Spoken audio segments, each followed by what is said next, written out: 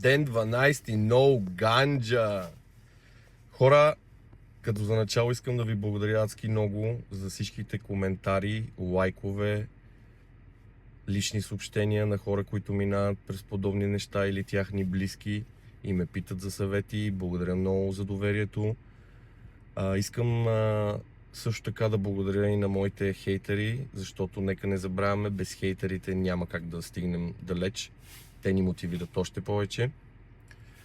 Искам да кажа нещо, защото забелязвам, че доста хора си мислят, че като кажа хапченца, си мислят, че съм минал от един наркотик на друг.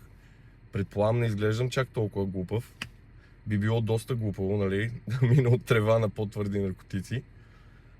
Това са магнезиеви таблетки плюс мелатонинови таблетки, които ти помагат за стреса, помагат ти с това да заспиваш по-лесно, да не си толкова изнервен, и те се пият само 2 месеца, не за винаги. Това исках да го изчиста, да бъдем наясно. И така, чувствам се доста добре, с изключение на това, че от сутринта съм с главоболие, апетита го няма. 3 часа е, все още не съм хапнал, ма сега отивам да хапна нещо, дори да на сила. Потът са ръцете, не спира да се потът.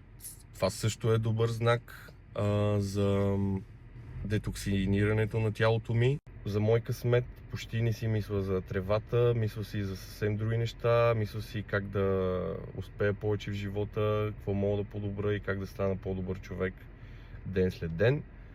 И това е общо взето, чувствам се добре, макар не на 100%, но можеше да е доста по-зле. При други спирания в миналото нещата не бяха въобще толкова цветни. И това е. Благодаря пак за всичко и ще се видим в утрешното видео. И не забравяйте, стъпка по стъпка, ден след ден.